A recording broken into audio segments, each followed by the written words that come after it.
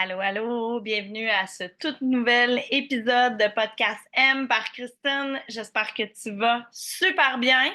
Si tu m'écoutes un peu dans le moment présent, peut-être que tu t'es gâté dans le chocolat ou dans la tire d'érable. Hein. Souvent, à la période de Pâques, le printemps, c'est un moment où on va à la cabane à sucre. Donc, j'espère que tu vas super bien. Au moment où j'enregistre cet épisode, on est le 4 avril. Et le 4 avril est une journée très spéciale pour moi et c'est pour ça que j'ai envie de te parler d'un sujet qui va te sembler peut-être un peu dark, mais j'ai envie de te parler du deuil parce que le 4 avril, c'est ou c'était l'anniversaire de naissance de ma maman qui nous a quittés en 2012 et qui aurait célébré son 69e anniversaire aujourd'hui. Donc, c'est toujours une journée un peu émotive pour moi, même après bientôt 12 ans son départ. Ma maman nous a quittés à 57 ans, ce qui est très jeune, ce qui était très, très, très jeune. Et moi, j'allais avoir 33, ce qui est beaucoup trop jeune pour perdre sa maman. J'ai envie de te parler du deuil parce que il y a plusieurs façons de vivre un deuil. Il y a plusieurs deuils différents. Mais je pense que la beauté de tout ça, c'est de pouvoir briser des tabous et de pouvoir en parler. Vivre un deuil, ça peut être le deuil d'une relation amoureuse, amicale, ça peut être le deuil animalier, ça peut être le deuil évidemment humain, ça peut être le deuil d'une carrière, ça peut être le deuil d'une capacité physique. Euh, mais avec le recul, je pense que le deuil de la perte de ma mère a été tellement bien préparé que ça se passe vraiment bien. Donc, c'est sûr que quelqu'un qui subit la perte d'un être cher d'une façon soudaine et drastique dans un accident, par suicide ou des trucs comme ça, on ne parle pas du même processus. Et si jamais tu m'écoutes en ce moment et que toi-même, tu passes par de drôles de questions, surtout, va chercher de l'aide. Euh, Maintenant, on parle de plus en plus de maladies mentales, de troubles mentaux. Il y a beaucoup de tabous qui tombent. Il y a beaucoup encore d'éducation à faire, ça, je le consens. Mais c'est très important. En tout cas, si jamais tu as besoin de parler, mon téléphone sera toujours ouvert pour les gens qui ont besoin de soutien et d'écoute. Et si moi, je ne suis pas en mesure de t'apporter toute l'aide dont tu as besoin, assurément, je vais pouvoir te référer au bon endroit. Ceci étant dit, j'ai envie de mettre de la lumière dans le deuil et de t'apporter aussi de belles choses parce que moi, ma maman est décédée des suites d'un cancer, un cancer fulgurant qui est venu la chercher en 6 mois. Et j'ai envie de te dire que avec le recul, c'est un très beau deuil. Euh, et ma mère nous a fait vivre ça d'une façon exceptionnelle et j'en serai éternellement reconnaissante, même si quand tout ça est arrivé, j'étais très en colère. J'étais très fâchée contre l'univers, contre la vie, même contre mon frère. Ça sera un autre sujet d'épisode. Mais le deuil que j'ai vécu et que je vis encore euh, se passe vraiment bien et c'est grâce à elle. Peut-être que parce que c'était ma maman, qu'elle a voulu m'aider à traverser ça et même le faire de façon post-mortem. Mais le fait de préparer ses funérailles, le fait de préparer son enterrement, sa cérémonie, le fait de vider son garde-robe en se rappelant des souvenirs, en pleurant, en riant, euh, apporte une certaine douceur là-dedans. Comme je te disais, on ne parle pas d'un deuil soudain, évidemment, mais j'ai envie de te dire que dans tout ce processus-là, euh, on a toujours le choix, puis ça, je vais t'en parler régulièrement dans le podcast, mais on a toujours le choix de vivre un deuil après de la façon qui est requise pour nous, mais aussi, euh, comment je pourrais t'exprimer ça? avec les émotions qui viennent. Euh, j'ai l'immense privilège d'accompagner une femme exceptionnelle qui va sortir de différents produits concernant le deuil, une femme qui a subi la perte de son mari par suicide, justement, et qui a envie de mettre la lumière là-dedans, qui a envie de démontrer qu'il y a de l'espoir, que oui, ça fait mal, que oui, encore aujourd'hui, je vais entendre Rock Voisine passer à la radio parce que ma mère adorait Rock Voisine. J'ai les larmes aux yeux, même après 12 ans. Euh, mais il reste que le choix que moi j'ai fait, c'est de la rendre vivante, de la garder vivante de la meilleure façon possible, pas parce que je n'accepte pas son départ, mais parce que j'ai envie de garder le beau. J'ai envie euh, de la faire vivre à travers les souvenirs que j'ai avec elle. Et c'est un peu ça qu'on fait à la maison. Euh, Mon conjoint ne l'a jamais connu. Mes deux plus jeunes ne l'ont pas connu. Au moment de son décès, mon troisième enfant avait 18 mois, donc il n'y a pas vraiment de souvenirs. Et donc, je sais que pour ma mère, c'était quelque chose qu'elle n'acceptait pas. Dans tout le processus de la maladie qui l'attaquait, elle a répété sans cesse, mais Eugène ne se souviendra pas de moi. Et ça lui faisait vraiment beaucoup de peine.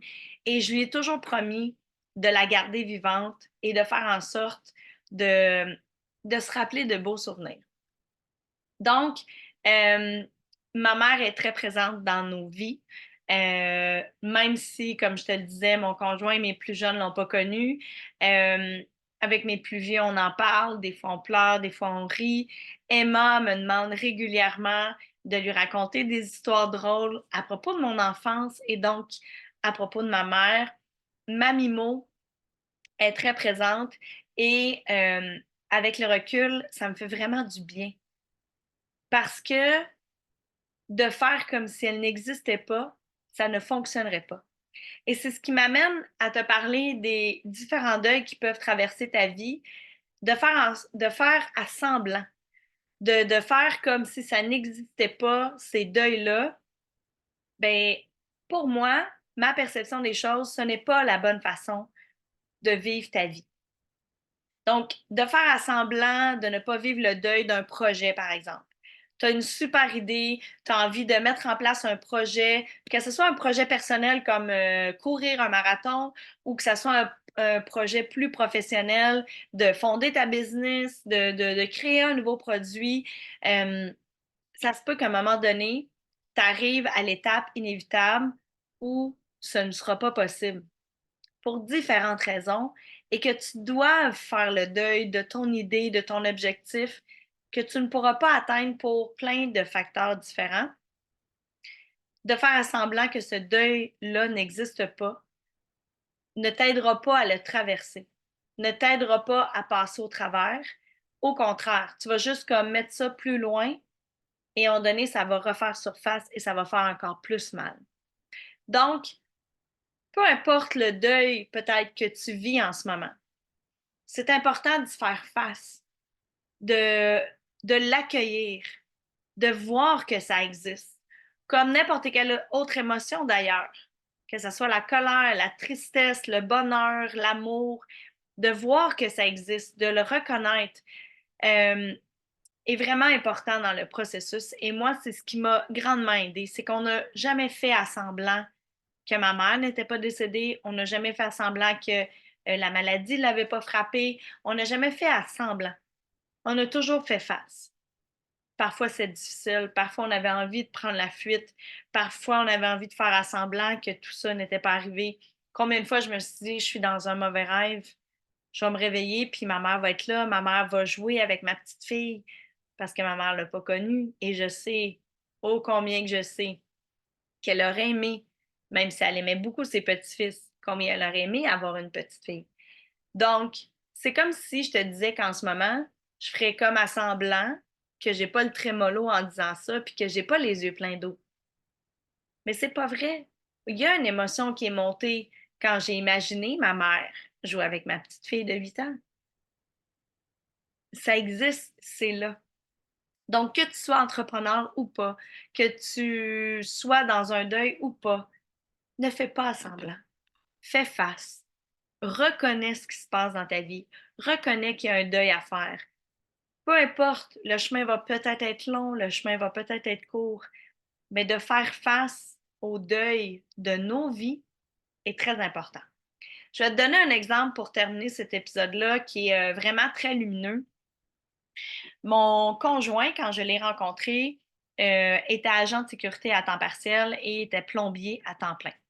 Simon avait le rêve de devenir policier et pour différentes raisons, finalement, il est devenu plombier, mais pour satisfaire un peu le côté policier en lui, il est allé se former comme agent de sécurité et il s'est mis à travailler à temps partiel comme agent de sécurité. Et quand on s'est rencontrés, il me parlait de ça. On a commencé à construire notre relation et tout. Et de plus en plus, d'être plombier, d'aller travailler dans ce domaine-là devenait très lourd pour lui, pour différentes raisons aussi. Mais ce qui est important de retenir dans le processus, c'est qu'à un moment donné, moi, je me suis tannée d'entendre parler en négatif de sa carrière de plombier. Et je lui ai dit, là, va falloir que tu avances dans la vie, soit que tu fais le deuil de ne jamais devenir policier, ou soit que tu fais le deuil de ta carrière de plomberie et tu essayes d'entrer comme policier quelque part. Mais dans les deux cas, il faut que tu bouges. Là, tu fais du surplace et tu ne reconnais pas le deuil qu'il y a à faire. Tu ne reconnais pas ce qui monte en toi et c'est lourd. C'est excessivement lourd. Donc, quel move tu choisis de faire? C'est sûr qu'il y avait toute l'insécurité financière, il y avait un paquet de questionnements, il y avait plein de choses qui montaient. Et à un moment donné, je lui ai dit, parfait, pour toi, il est trop tard pour devenir policier, super, fais le deuil de ça. Tu ne seras jamais policier. OK. Maintenant, qu'est-ce que tu peux être qui peut amener de la légèreté?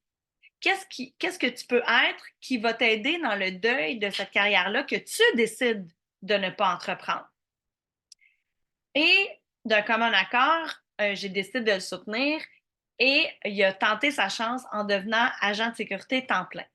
Donc, il a pris une année sabbatique comme plombier et il a décidé de reconnaître le deuil de ne jamais être policier, commencer son deuil de ne plus être plombier temps plein et de se mettre all-in comme agent de sécurité. Il y avait la croyance que c'était pas possible de vivre comme agent de sécurité, de bien vivre, de bien gagner sa vie, d'avoir du plaisir là-dedans. Évidemment, comme tu t'en doutes, au bout d'un an, il s'est rendu compte que non seulement c'était possible, mais ça l'a ravivé l'espoir que peut-être il pourrait devenir policier. Parce qu'il n'est jamais trop tard pour réaliser un rêve. Il n'est jamais trop tard pour se prendre en main. Et moi, je lui disais, mais qu'est-ce que tu risques à passer les tests pour entrer en technique policière? C'est la première étape. Demain matin, je décide de monter l'Everest. C'est pas demain matin que je vais planter mon drapeau au sommet de l'Everest. J'ai des étapes à faire. Je dois m'entraîner, je dois avoir un guide, je dois avoir les bons souliers, je dois m'acheter un billet d'avion, je dois faire des tests pour, je ne sais pas moi, ma respiration en haute altitude. Il y a des étapes. La première étape, c'est quoi? C'est ça, parfait, allons-y. Est-ce qu'un jour, je vais planter mon drapeau au sommet de l'Everest? J'en ai aucune idée. Mais si je ne passe pas la première étape, je ne le saurai jamais. Donc, pour faire un deuil, il faut connaître aussi la première étape. Simon a décidé de tenter le tout pour le tout pendant qu'il était agent de sécurité temps plein, de passer les tests physiques et les tests écrits pour entrer en technique policière. Il s'est mis à s'informer, de voir c'est quoi les différents endroits où on enseigne la technique policière, ce serait quoi les étapes, c'est quoi les coûts, c'est quoi les, je vais dire le mot conséquences à ce choix-là. Et au final, il a été sélectionné. Et au moment où j'enregistre cet épisode-là, il termine sa deuxième session comme technique policière, comme étudiant, à bientôt 37 ans. Il fait ses cours de base. C'est une technique de cégep. Donc, français, anglais, philo, etc. Et il le fait à Drummondville, qui est à 1 heure et demie de route de la maison. Donc, en tant que couple, quand il a été sélectionné, ben moi, il a fallu que je fasse des deuils de l'avoir à la maison à tous les soirs, de que ça soit dans l'aisance financière totalement, parce que, ben, on va se le dire, là, de retourner étudiant temps plein, oui, il y a de l'aide financière comme les prêts et bourses, oui, c'est mon travail, mais ça change notre horaire, ça a changé notre vie, ça a changé ma vie de femme, d'entrepreneur. Il a fallu que je fasse le deuil de plein de micro-deuils, en fait, je devrais dire, de plein de petits trucs. Mais je sais que ça, c'est temporaire. Je sais que ça va l'apporter dans un bonheur au niveau de sa carrière, au niveau de sa profession, au niveau de son travail. Et si mon chum, mon fiancé, est plus heureux dans ce qu'il fait dans la vie, ça va amener plus de bonheur, plus d'amour, plus d'harmonie dans la maison. Donc, de faire des micro-deuils, même des trucs temporairement, pour l'amener vers un bonheur, bien pour moi, ça allait de soi. Mais c'est quand même une décision de couple qu'on a prise. Et je l'ai soutenu là-dedans comme il y a 10 ans, Simon m'a soutenu dans mon parcours entrepreneurial. Il a fait des concessions, on a fait des choix, on s'en est beaucoup parlé. Les deuils qu'on a vécus ensemble nous ont rendus plus forts. Mais on n'a pas fait à semblant, j'ai pas fait à semblant que mon conjoint allait pas ramener le même salaire en tant que plombier qu'en tant qu'agent de sécurité qu'en tant qu'étudiant. On a fait le deuil de certains trucs dans notre rythme de vie par choix, parce qu'on l'a choisi. On a choisi d'y faire face. Et on sait qu'éventuellement, il va y avoir un retour du balancier. Mais si je n'y fais pas face maintenant, si je ne fais pas le deuil maintenant du rythme de vie que j'avais avant, bien, on s'endette, on se stresse financièrement, on vit des chicanes de couple, des chicanes avec les enfants, c'est lourd, c'est pas le fun. Donc, je te raconte tout ça pour t'inspirer et aussi pour te dire de faire face aux deuils qui peuvent se présenter dans ta vie parce que après le deuil, il y a le renouveau, il y a peut-être la naissance ou la renaissance de quelque chose. De faire en ce moment le deuil, de faire certains choix, par exemple dans notre budget familial en ce moment, bien, je sais que c'est pour le mieux. Je sais qu'il y a quelque chose de grandiose qui nous attend dans 3-4 ans quand Simon va avoir fini ses études, de voir la fierté de mes enfants, de voir leur père réaliser leurs rêves en retournant sur les bancs d'école à bientôt 37 ans. Déjà ça vient combler, je vais dire, l'aspect négatif du deuil qu'on a eu besoin de faire. Donc, le deuil, ça peut être le deuil d'un être cher. Dans mon cas, de faire face au deuil de perdre ma mère pendant qu'elle était malade, c'était facile parce que je me disais, elle n'a plus de qualité de vie. Ma mère, à la fin, ne pouvait même plus apprécier de petits bonheurs comme de boire un bon thé chaud parce que le cancer l'avait atteint dans la gorge. De ne plus l'entendre rire, entendre sa voix. C'était toutes des micro-deuils, mais ça m'a amené à faire encore plus facilement le deuil de sa perte physique parce que de toute façon, ce n'était plus réellement ma mère à la fin. Donc, d'accepter tout ça était beaucoup plus facile que de me braquer, que de me révolter, que de faire à semblant d'être positif, de dire non, on va trouver un remède puis on va la sauver. Non, les médecins étaient catégoriques dans son choix, dans cette situation-là. Donc, faites face au deuil. Ça va être beaucoup plus facile, même si ça fait vraiment mal. Ça va être beaucoup plus facile de passer au travers, d'apprendre à vivre avec, que de faire à semblant. J'en suis convaincue. Prends soin de toi.